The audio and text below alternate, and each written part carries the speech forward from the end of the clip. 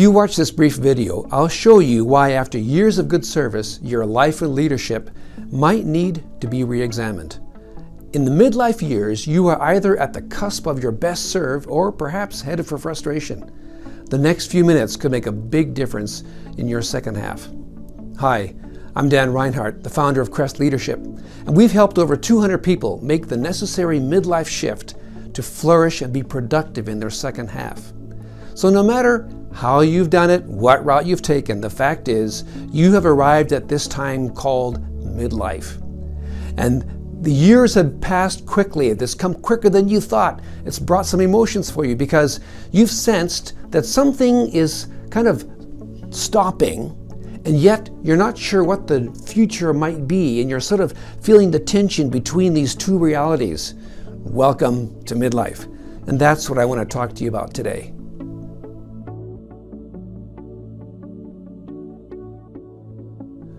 These feelings are normal. It's the natural pause needed to make the deep shift to significance. And if you're going to transition well into your next chapter, you'll have to pay fierce attention to your life and leadership. The research says that those who take the time and effort by thinking again at midlife do much better in the second half than those who just coast along. Here's a couple of stubborn facts. First one, you don't improve on autopilot. Doing the same thing and going on with the same results is not what you want for your second half. The fact is, you are going to have to shift, and that's number two. What got you here won't get you there. And you're going to have to recognize that if you want improved results and you want a different second half, you're going to have to do things differently. And you probably already have a gut feel about this, and that's actually why you're watching this video. Well, let me tell you about my midlife. A strange thing happened to me. After years of good service, I began to feel, well, kind of unsettled.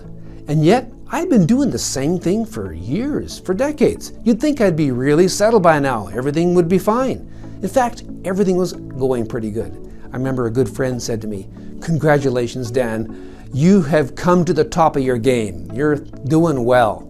And you know, it was true. And yet, I had some deep feelings of tiredness. Maybe you did too. Not the kind of tiredness that a good night's sleep will take away, or even a good 2-week vacation, but something that was deeper than that.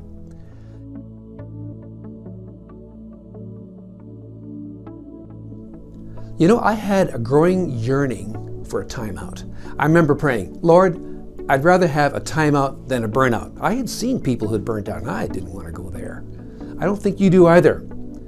I also had a growing sense and yearning to stop the treadmill. I wanted time to think, time to be refreshed and to learn again. Well, maybe you've had some things like this too. These thoughts like, what's next? You know, been here, done this. Do I really want to do this the rest of my life? And I wish that I could stop and read and reflect. I'm too busy for that. And these thoughts that were spinning in my mind were unsettling.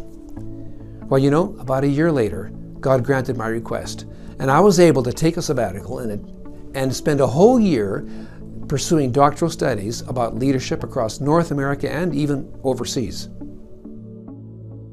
Here's something I discovered that's really good news for you.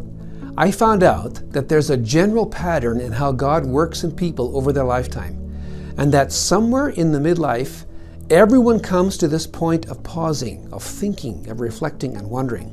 So most leaders start well, but somewhere around midlife, most people will actually flatline.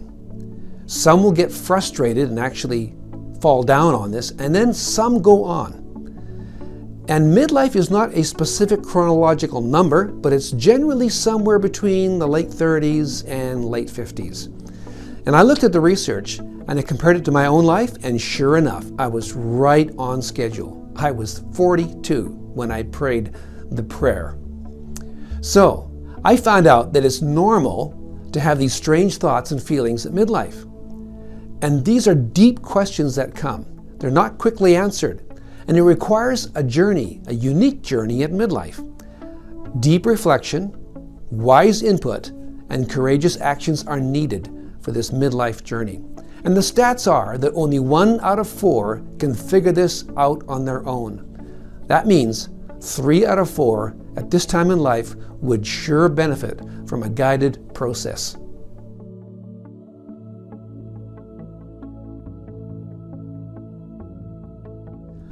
I founded the CREST Leadership Center in 2002, and since then we've taken over 200 people through a midlife process.